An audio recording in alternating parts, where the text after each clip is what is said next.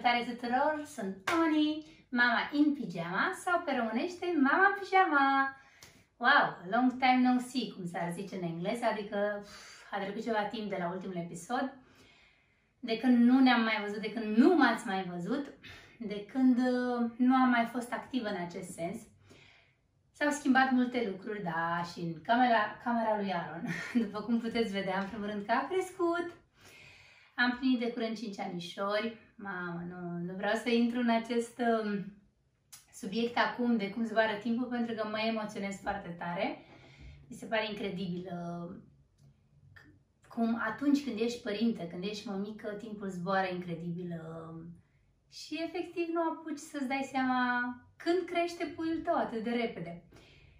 Anyway, așa, în orice caz, spuneam că s-au schimbat multe în tot acest timp de la ultimul episod filmat, inclusiv camera lui Aaron, care, iată, băiețel mare, are pătuți mașinuță, bineînțeles, este înnebunit, ca majoritatea băieților, mă gândesc, după mașinuțe. Avem și patrula cățelușilor în peisaj, lenjerie cu patrula cățelușilor, care deja începe să cam renunțe la pasiunea asta, dar nu la mașini, bineînțeles. Avem noi pasiuni, nu știu cât se vede aici, Lego, asta e mare pasiune, prioritară în momentul de față. Este fan Lego. Avem și un dinozaur, bineînțeles, pe Stitch, iar mare fan Stitch. Avem și o maimuțică tare drăguță, seamănă cu maimuțica George, by the way, că și după acest desen animat este Aaron nebunit. Și am să vă spun în alt episod și despre această maimuțică frumoasă, drăguță și ce minuni face ea. Dar, ca să trec așa, cumva, mai direct la subiect, stăteam și mă gândeam și mă mai întrebau dintre prieteni, Moni, de ce s-a întâmplat de n-ai mai filmat, știi? Și pe lângă faptul că timpul, iată, a zburat foarte mult, am fost dedicată și firmei cu soțul, cu evenimentele pentru copii și am vrut să mă implic foarte mult și cât de mult pot, pentru că, cumva simțeam nevoia să recuperez și pe partea asta. Într-adevăr, acest proiect al meu de suflet l-am lăsat deoparte. Voi să nu faceți ca mine. Deci primul sfat cu care încep acest video este să nu faceți ca mine, să nu vă lăsați proiecte de suflet sau chestii care vă plac foarte mult, dragi mămici, deoparte. Faceți cumva să găsiți până la urmă timp. Da, cel mai probabil și eu puteam să fac lucrul ăsta și nu o zic ca o scuză sau ceva, dar efectiv nu-mi dau seama când a zburat timpul, însă pe lângă asta, cred că voiam de mult să abordez acest subiect. Chiar stăteam așa și mă uitam puțin pe istoricul videourilor pe care le-am făcut până acum, de când am început acest proiect Mama în Pijama. Și am avut așa o constanță până la un anumit punct. Acum 3 ani, deci în 2022, a fost un moment mai dificil.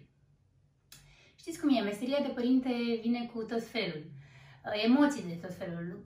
Cred că e ca un fel de carusel de emoții, am putea spune, de la cele mai minunate, cele mai adorabile până la cele mai grele sau, da, chiar cele mai urâte momente din viața de părinte. N-aș fi crezut că în viața de părinte, în viața unei mame, poate exista, sau personal aș putea să zic că ăsta este cel mai urât moment din viață. Dar da, eu am să-l numesc cel mai urât moment din viață, pentru că fix așa este. Cel mai greu, dar cel mai urât. Și cred că pentru oricine se confruntă cu o situație de genul, mă gândesc că rezonează cu mine, cu ceea ce spun și empatizează. Bun, deci, acum 3 ani, am avut unul dintre cele mai grele și urâte momente din viața de părinte, din viața de mamă. Moment în care era cumva cam în perioada verii, perioada asta, cu puțin timp în urmă, că acum suntem deja în august când filmez. Și lucrurile se întâmplau pe 22 iulie 2022.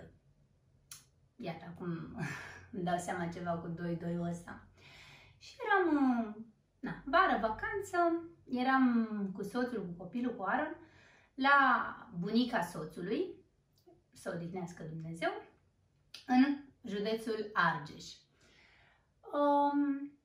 Aron în perioada aia, oricum până la 3 ani jumătate, a avut mari probleme cu somnul, cred că am mai povestit și în alte episoade, la noi a fost mai greu cu somnul. Dar se trezea destul de dimineața, cred că s-a trezit pe la 5-6 în dimineața de 22 iulie 2022. Și după o noapte agitată și așa, am ieșit eu puțin cu el afară, în curte, acolo, să ne jucăm, soțul încă dormea, s-a trezit și el între timp, am dat micul dejun copilului, am mâncat și eu micul dejun, urma și soțul să mănânce micul dejun și i-am zis să rămână cu Aron puțin, să încerc și eu jumătate de oră, o oră să mai dorm, simțindu-mă deja foarte epuizată.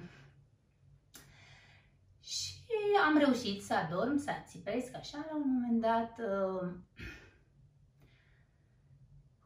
m-am trezit în țipetele copilului meu, nostru. M-am speriat, trezindu-mă așa și din somn, buimac, auzindu-l țipând pe Aron. Am coborât din casă și mi-am găsit copilul plin de sânge. Da, mă scuzați. De-aia mi-a fost greu să fac acest episod, dar știu cumva că dacă îl fac, voi reuși și mai mult să depășesc acest moment în final. Și știu totodată că, de fapt am conștientizat că ăsta a fost principalul motiv care m-a ținut blocat în toți acești ani, să pot să mai fac cu aceeași continuitate episoadele de Mama în Pijama. Dar, prin această confesiune către voi, sper și îmi doresc să pot să deblochez această emoție, acest moment urât. Da, este un moment urât în viața unui părinte când copilul tău pățește ceva, când copilul tău se îmbolnăvește. Cred că orice mamă, și pentru un episod de febră, de răceală, în care face febră mai mare, tot te panichezi, tot te alarmezi, alertezi, așa, da? Mă scuzați că acum și copleșită de emoții îmi găsesc poate cuvintele mai greu. Spuneam că și acela este un moment destul de greu și urât din punctul meu de vedere. Bun, trecând așa mai la subiect, ce s-a întâmplat cu Aron? Deși tatăl lui era lângă el, într-un moment de inconștiență, nu și-a dat seama, nu a conștientizat, s-a apropiat de câinele din curte, din curtea bunicii soțului, care era un câine agresiv, un câine ținut în lanț, legat, tocmai pentru că era foarte agresiv. Fiind și vară, cald, câinii o iau un pic razna în perioada verii oricum. Un câine nevaccinat, un câine... Și Aron voia să-i dea să mănânce, avea niște pietricele într-o găletușă și se gândea el în mintea lui de copilaș la 3 anișori că...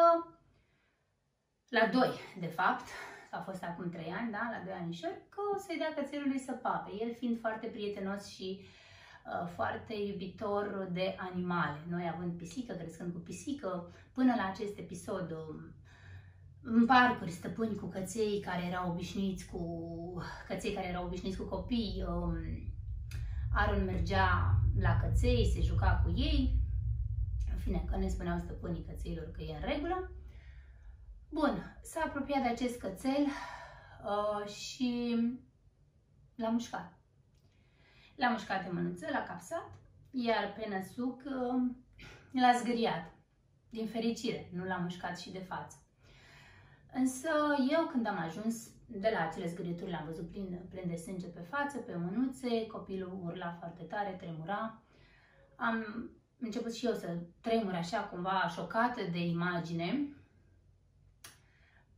Încercam să înțeleg ce s-a întâmplat, îmi spunea toată lumea, încerca să-mi spună situația, nu prea reușeam să aud multe în momentul ăla, tot ce știam este că să merg cu copilul la spital.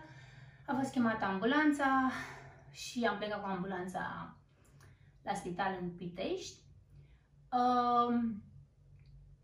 Și de acolo a început o altă poveste grea, urâtă, pentru mine ca mamă și părinte, pentru că am avut nenorocul să dau peste un medic extrem de neprofesionist, în primul rând, foarte răutăcios, total neempatic, care mă lua la rost pe mine că n-am avut grijă de copil, eu care eram oricum în stare de șoc și încercam să explic, păi stați puțin că nu a fost în grija mea, nu că aș fi vrut să arunc vina pe soț, deși realmente vorbind și el știe asta și el a recunoscut asta fără nicio problemă. Vina, da, principală a fost a lui, pentru că a fost neatenția lui din supravegherea copilului, dar și-a făcut suficiente procese de conștiință și el și suficient s-a simțit vinovat pentru acest episod. În fine, mă lua la rost pe mine doctorul, domnul doctor, și o să fac o mică paranteză, am observat că doctorii bărbați, fără a discrimina sau ceva, sunt mult mai reci, mult mai neimplicați, sunt mult mai neempatici, să zic așa, dacă există acest cuvânt, în fine. Cum spuneam, și mă rog, încercam în starea mea de șoc și supărare și plânsete să explic ce și cum. Bun, era medic chirurg. I-au curățat acolo plăguțele, i-au făcut injecții de tot felul. Eu nu gândeam prea bine în momentele alea, adică dacă ați trecut printr-un episod mai nasol cu copilul vostru, cred că mă înțelegeți. Dacă nu ați trecut, nu vă doresc niciodată în viața asta să treceți prin episoade de genul. Eu sunt și mai sensibilă din fire, deși în foarte multe momente m-am aflat în ipostaze în care am dat dovadă de foarte multă putere și tărie. Pur și simplu pentru că eram în stare de șoc, nu reușeam nici să pun întrebările potrivite, să zic așa. Și cumva și prin acest video vreau să vă atenționez că, din păcate, în zilele noastre putem da și peste medici neprofesioniști și atunci este necesar să știm câteva cunoștințe de medicină chiar. Ajungi tu ca părinte să trebuiască să știi câteva cunoștințe de medicină ca să poți să întrebi niște chestii care pot fi esențiale, vitale pentru copilul tău, mai ales în zilele noastre, într-o situație mai grea, mai dificilă. Bun, încercam să-mi revin, am ajuns în salon. Apropo, copilul arăta așa.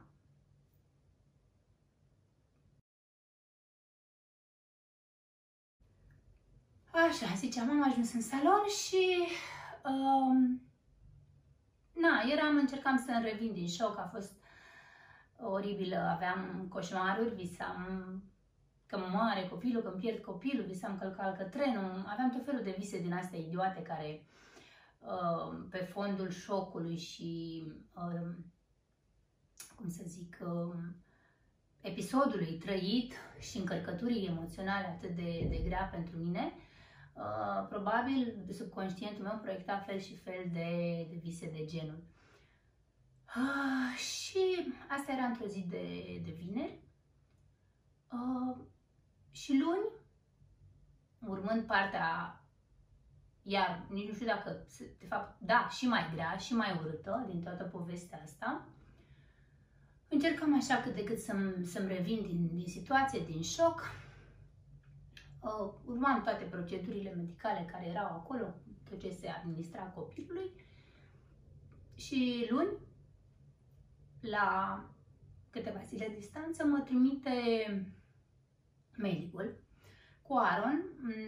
Trebuia să mă duc cu ambulanța într-o altă secție a spitalului, la secția de infecțioase, ca să-i facă vaccinul antirabic. Pentru că acel câine nu era un câine vaccinat. Și vaccinul antirabic, dragilor, se face în primele 24 de ore. Hai 48, hai maxim 72 de ore. Pe mine m-a trimis la 73 de ore. Eu nici măcar nu am realizat, adică am crezut că i-au făcut toate vaccinurile necesare, antitetanus, dar și antirabic, mai ales pentru că eu, cumva, în șocul meu, asta tot spuneam, am fost un câine nevaccinat. Un câine de curte, dar un câine nevaccinat. Și eu, cu mulți ani în urmă, fiind mișcată de un maidanez pe stradă în București, și știu că imediat, tot așa am chemat ambulanța, imediat că eram de picior și nu mai puteam să merg, și imediat mi-au administrat doze de vaccin și apoi tot trebuia să fac antirabicul la câteva perioade distanță, cum se face. Și când ajung cu Aaron acolo la doamnele asistente să-i facă această primă doză abia de vaccin antirabic, am văzut că se uitau așa cam ciudat, cam dubios la mine și zice una dintre ele mai direct, așa, doamnă, să știți că, ok, deși rata de mortalitate în România de rabie este destul de scăzută, totuși există șanse să se moară de rabie și în România. Și vaccinul este foarte important, îmi spunea ea mie.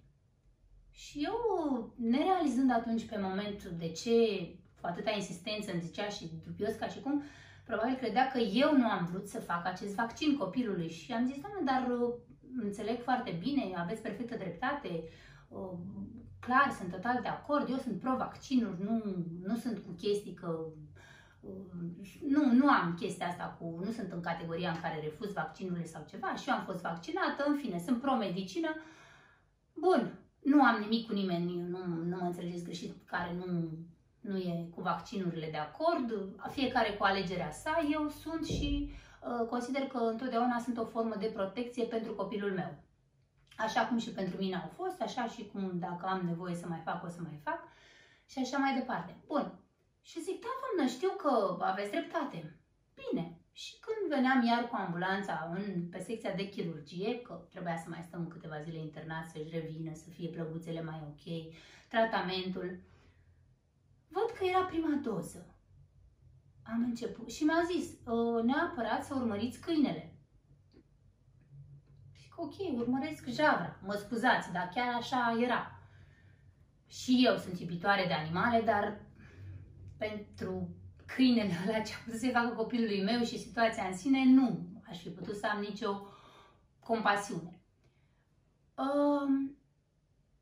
Și în momentul în care am început să tremur toată, realmente, mă dezmeticeam din toată povestea și îmi dădeam seama că mă confrunt cu o situație și mai grea. Situația în care dacă câinele ăla turba și copilul meu, ce se întâmpla cu câinele se întâmpla cu Aaron. Dacă câinele ăla murea și copilul meu. Și eu trebuia să stau, să mi se comunice că e acel câine ok, ca și copilul meu să fie ok.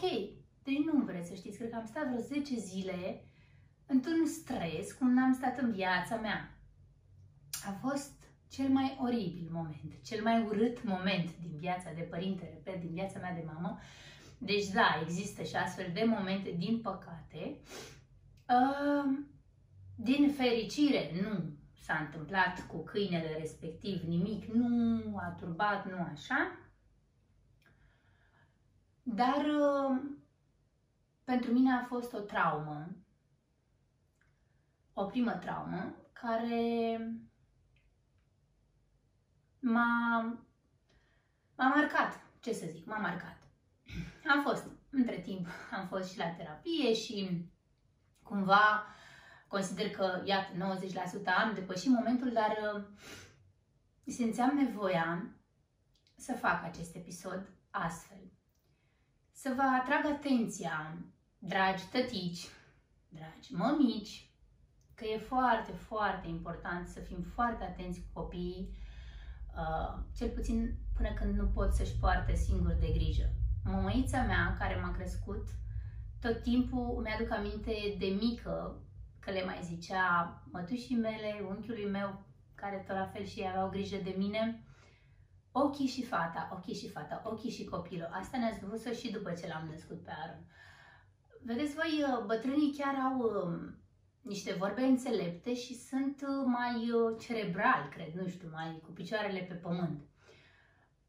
Da, se poate întâmpla oricui. Da, a fost un episod nefericit care s-a întâmplat și pe care nimeni nu și l-a dorit. Dar pe mine m-a marcat foarte mult. În sufletul meu a rămas greu, urât.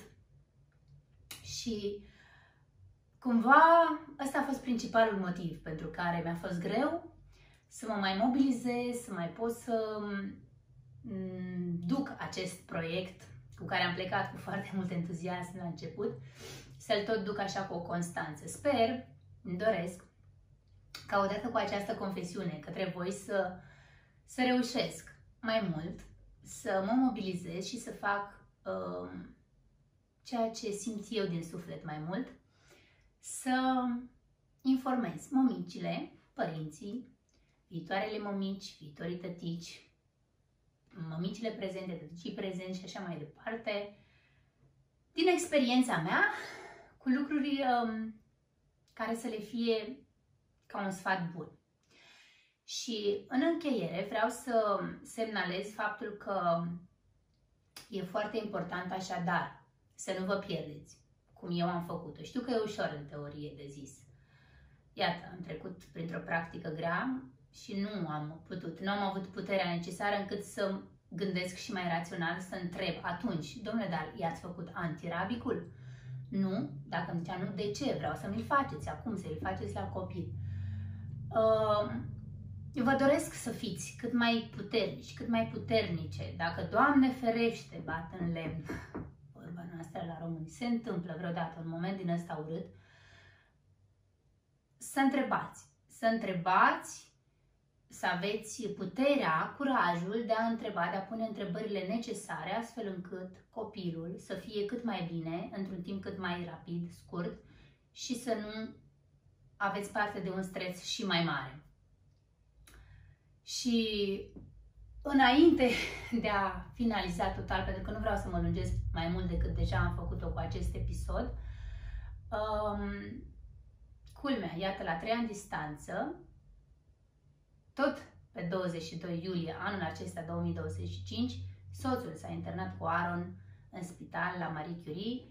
E un alt episod mai greu, tot așa, din viața noastră, în care, întorși din concediu din Muntenegru, copilul nostru, adică ne-am întors cu el bolnav, am ajuns cu el bolnav, din păcate, începuse să facă febră și lucrurile s-au complicat acolo, deși am chemat medici la spital și așa mai departe. Cei care au la prieteni în lista de Facebook știu despre ce vorbesc. Am făcut un mesaj apropo de această situație cu Muntenegru pe care am avut-o și iar ca un semnal de alarmă, referitor strict la ultimul episod de anul acesta cu Muntenegru,